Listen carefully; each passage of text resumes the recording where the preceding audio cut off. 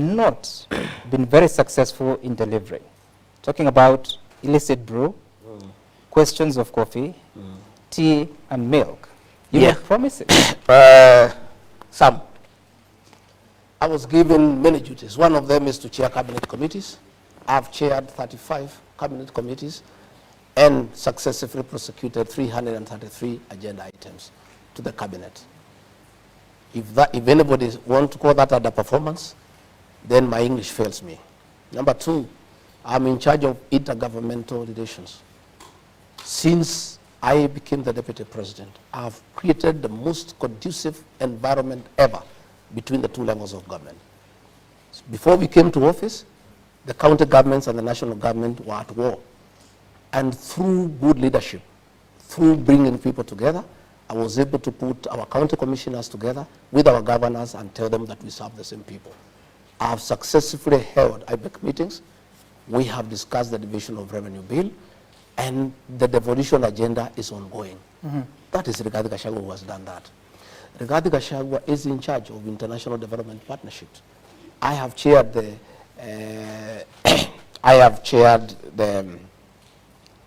Development Partners Forum. I've held meetings with our development partners. I have made all the necessary interventions between the National Treasury, the Attorney General's Office, the Ministry of Foreign Affairs, to unlock billions of dollars that were held because of bureaucracy, because there was no liaison between the development partners and the national government. I am in charge of constitutional commissions and independent offices. I have held meetings with constitutional commissions and independent offices, the Chief Justice, the Attorney General, the Inspector General of Police. For the record, there was a very big dispute between the Inspector General of Police and the National Police Service. Through my office, I mediated and solved the problems. They used to exchange insults in the press. You have not seen that anymore. That is work that I did. I have successfully mediated differences between the Ministry of Education and the Teacher Service Commission. And you can see they are working in harmony. Again, I'm in charge of the development program by World Bank of about $3 billion for Northern and Northeastern Kenya. I have successfully held meetings and organized for fast tracking of programs in Northern and Northeastern Kenya for those counties funded by the World Bank. Again, that is work in my office. In matters coffee, the president assigned me to lead coffee reforms. He did not tell me to take over the Ministry of Agriculture or to take over the Ministry of Cooperative Development. He asked me to initiate and drive coffee reforms. I held a very successful conference in Meru and brought all the partners, all the stakeholders together. And out of that conference, we have worked with those stakeholders and come up with the Coffee Bill 2023 that is now before the National Assembly. In that bill, we have recommended the re-establishment of the Coffee Board of Kenya to market coffee for farmers so that they can get away from private entrepreneurs. We have recommended the revival of the Coffee Research Foundation so that we can work on variety and disease-resistant varieties. And we have come up with a direct sales settlement where farmers sell their coffee directly and receive their proceeds directly. Under my watch, we have reopened the Nairobi Coffee Exchange, and auctions are taking place every week. Once the Coffee Bill 2023 is approved by Parliament, accepted by the President, all the reforms that we have been working on will be complete, and farmers will get their money. And I also want to say, through our intervention, a lot of coffee societies are getting over 100 shillings in terms of pricing. Where we have challenges. That's per kilo? Yeah, per kilo. And our ideal price is about 150, and we'll get there. There is a factory, I think, in Gariama in Kirinyaga with about 122 shillings. And I want to assure you that once we have another bill before Parliament, the Cooperative Bill of 2023, to deal with the governance and integrity issues around cooperative societies. Once that bill has been approved and assented by the President, it will strengthen leadership in cooperative societies. Where you see a lot of demonstrations, it has nothing to do with the pricing. It has a lot to do with the mismanagement of coffee farmers' earnings by wrong officials. The Cooperative Bill of 2023 will address that. And that is why people must know. I've seen some politicians trying to attack me about coffee. Where they come from, they don't even have coffee. They don't understand coffee. I was educated with coffee proceeds myself.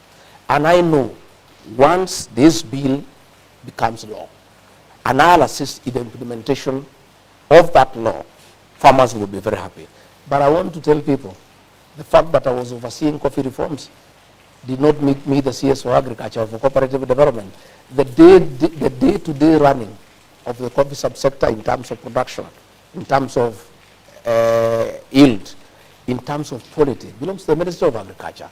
The day-to-day running of marketing coffee, overseeing the cooperative societies, that docket is in the State Department of Cooperatives. Okay. What I'm doing is overseeing reforms in matters tea. Sam. I held the tea conference in Kericho. Again, we brought all the stakeholders.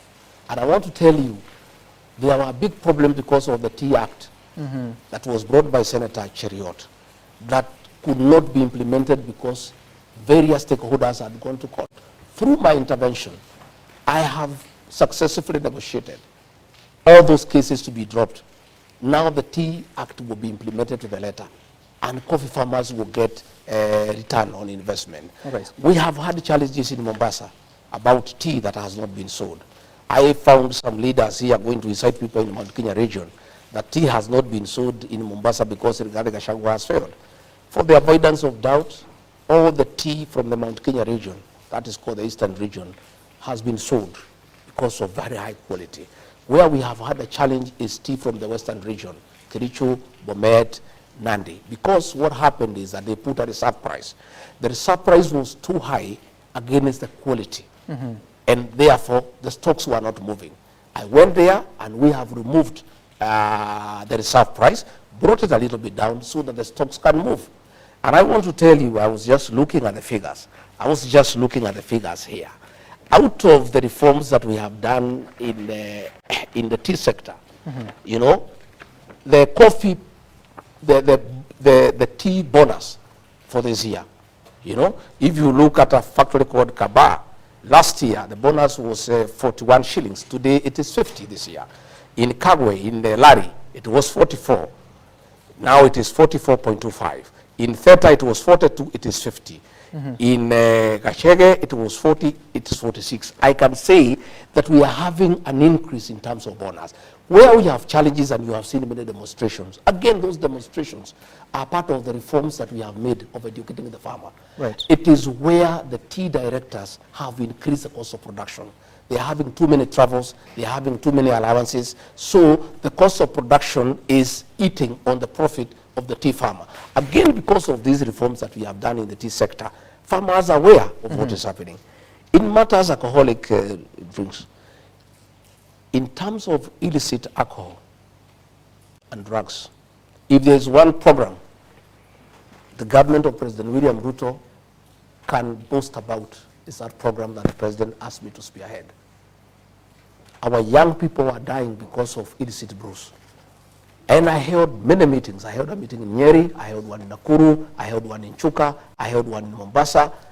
I have held countless meetings here with KRA, with KEBS, with the Counterfeit Authority, with KRA, and we came up with very comprehensive programs on how to deal with illicit alcohol. And I can tell you, and you can go and ask for yourself, out of those interventions, we have to a great extent eradicated the consumption of illicit brews.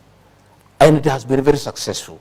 Unfortunately, there has been some lull of late in terms of enforcement. Right. I want to ask our officers in the field to keep their eyes on the ball and make sure this program is successful.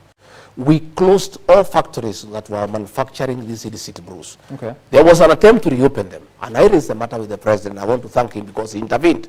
And those factories were not reopened, the ones that were producing illicit brews. But I want to say that is a program that has been very, very, very successful.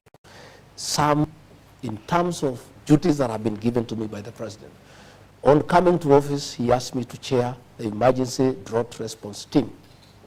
And I successfully mobilized resources across the country during the worst drought in 40 years of this country's history. And I made sure not a single person died. I was all over the country. I was in Garissa, I was in Wajir, I was in Tana River, I was in Kajiado. I mobilized food. Again, at that capacity the president gave me. During the El Nino rains, again I was able to mobilize resources, our development partners, our county governments, our national government, and to make sure that no Kenyan died. Okay. And to make sure that people got support the way they are required. Right. So anybody, I would like somebody to ask me, out of the work that have been given by the president, the 8 or 9 functions or so, which one have I failed? President has asked me to represent him in international engagements. Okay, I get that. Deputy President, so you also said, and we're getting to the tail end of this interview, you also assigned the role of Nairobi Rivers Commission. Yes. Just recently, we saw, should I say, a relaunch of a program to clean up the river. Were you there? No, I was not there. Why? It's under your The functions. Nairobi Rivers Commission Yeah. has been under my office. Yes. But we did not get any activities underway because we did not get the requisite budget. So there were no activities. The president took over the responsibility of Nairobi River. That was a delegated function. And the person who has delegated a function to you, when he needs to take it up and proceed with it, he does not even need to consult you because it's a delegated function. And the president went to launch that program, and it is going on well. But subsequently, I joined him at Kenya School of Government, where we met the administrative officers, the chiefs, the assistant chiefs, and the village elders, again to anchor the program.